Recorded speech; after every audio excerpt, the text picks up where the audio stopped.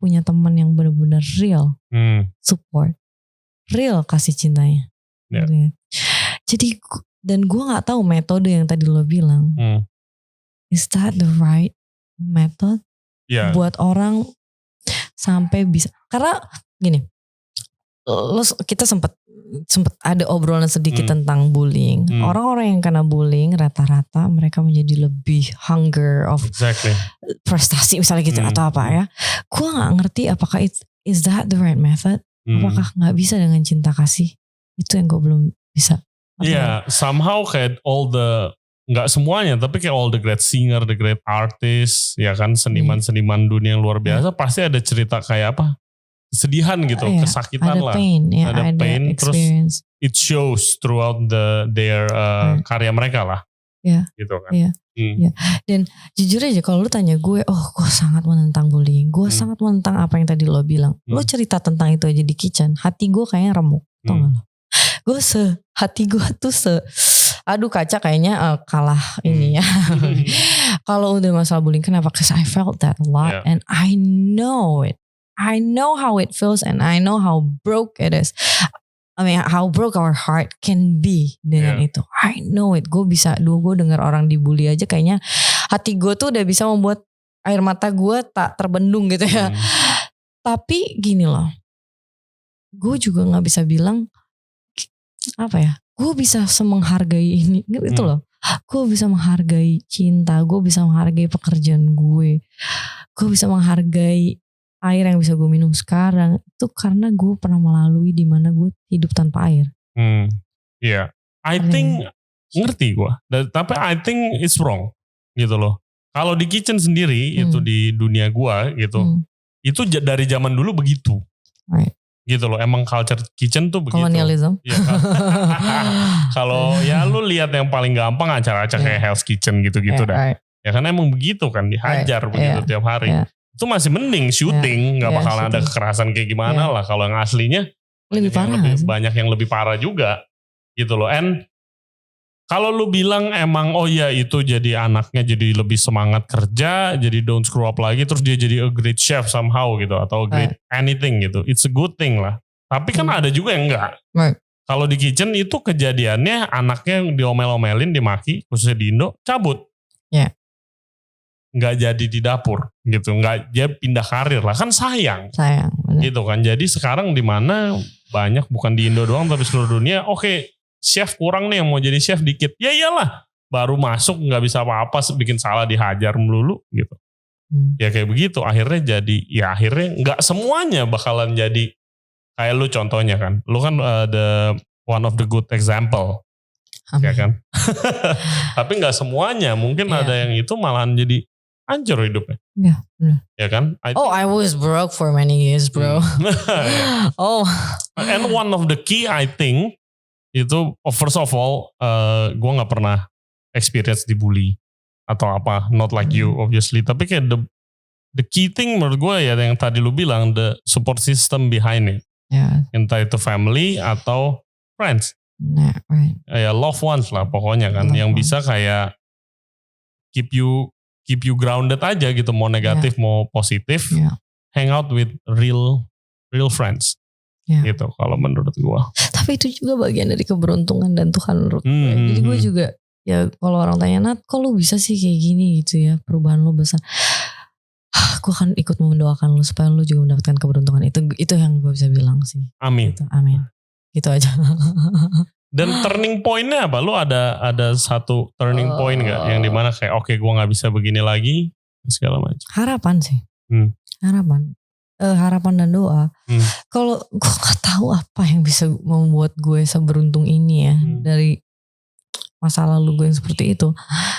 Harapan dan keberuntungan ini tuh terjadi karena gue masih ada harapan hati gue, ada doa, dan terjadilah gitu. Maksudnya di saat gue jatuh itu, gue sangat beruntung gue ketemu orang-orang yang luar biasa baik. Jadi pada saat gue lagi broke itu, orang-orang yang ibaratnya mau memanfaatkan keadaan gue karena gue tidak ada self defense itu berdatangan ya. Tapi gue sangat beruntung dikirimkan orang-orang yang menarik gue dari situ. Atau itu bantuan Tuhan dari orang-orang sekitar gue. Terus gue ketemu orang-orang yang lebih baik. Terus gue juga bingung gimana ya, apa turning pointnya ya? Itu apa ya, akibat harapan dan gue mengosongkan cangkir gue harapan untuk gue bisa bangkit lagi. Itu jadilah gue yang sekarang gitu. Yang itu yang tadi gue bilang, tiba-tiba aja gue menemukan bahwa oh shit man, I didn't love myself. I was the one who let it happen to me. Because before I blame everyone. I blame my bully. I blame gue pikir blame some of people yang membiarkan ini terjadi sama gue. I blame a lot of people, but then I realized, shit, I was the one who allowed everything happen to me. I was the one who didn't love myself at the first place. I was the one who didn't trust myself. I was the one who forgot that I have God who actually trying to support me all the time and love me at the first place. Di saat gue udah menerima diri gue itu, langsung berubah. Lo tau gak sih, nama gue tuh, gue sangat lama menggunakan nama Nadira Suyadi. Do you know why? Because I hate Ulya. Because I was bullied a lot for that name ya, Ulya. Kayak orang banyak memainkan nama itu apalah segala macam. Dan gue merasa karena self confidence gue yang sangat rendah, gue langsung oke, gue mau ganti nama gue. Itu nama yang enggak banget. Even I hate my birth date. Wow. 13, karena banyak orang bilang 13 angka mati. 1 tambah 3 sama dengan 4 gitu. Oh my God. Do you know I love it so much. Even I'm gonna, ini sneak peek ya. Album gue akan mudah-mudahan jadi lagunya akan 13 gitu. Karena I feel like I'm so lucky to be born at that date gitu. Even now I love my name, Nadira Ulya. Itu kalau disingkat jadi New. Do you know why it's new? It's a new me, a new me who love myself for who I am, for all the mistakes that I did, and for all the good things that I've done. Tuh. New as a new me. It's a new Nadira who accept myself, Nadira Ulya, which is the old me. Do you understand that? Yeah, of course. Gue yang terbaik adalah gue yang lama itu.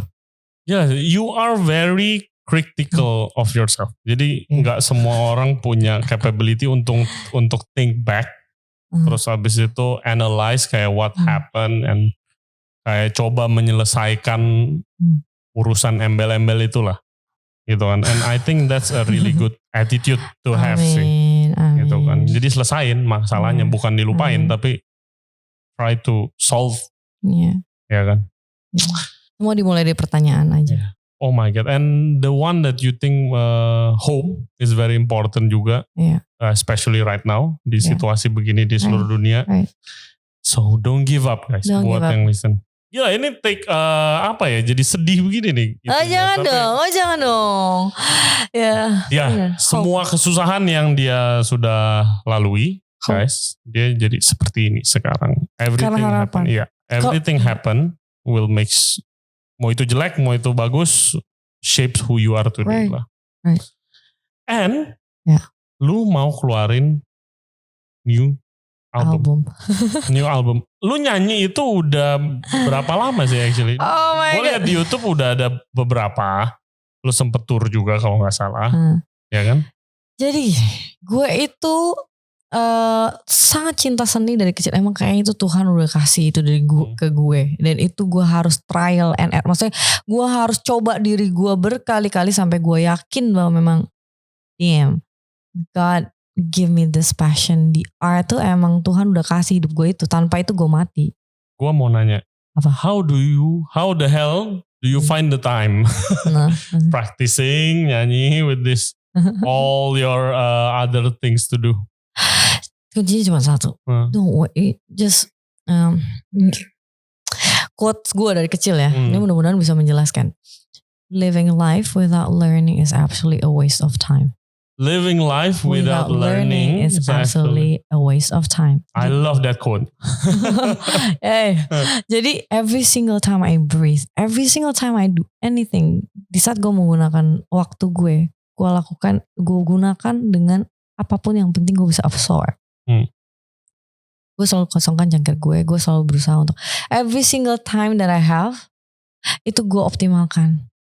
Even untuk istirahat ya. How do you optimize rest? Oh ya udah ya, 1 hari tanpa melakukan apapun is actually a good time to spend your time. Yeah. Gitu. Jadi apapun sih gue selalu usahakan untuk tidak menghabiskan waktu tanpa tanpa belajar sesuatu atau digunakan dengan sebaik mungkin, itu aja sih. Oh my God, this podcast is one of the most interesting and fun, and actually gue learns a lot. Really, thank you very much. Tapi tadi gue belum cerita tentang ini loh tadi.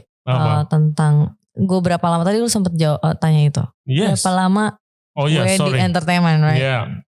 Gue melakukan kesenian ini dari gue kecil. Jadi gue dari mulai nyanyi masih pakai pita waktu zaman SD, terus nyanyi di TVRI dulu cuman ada TV nasional TVRI ya.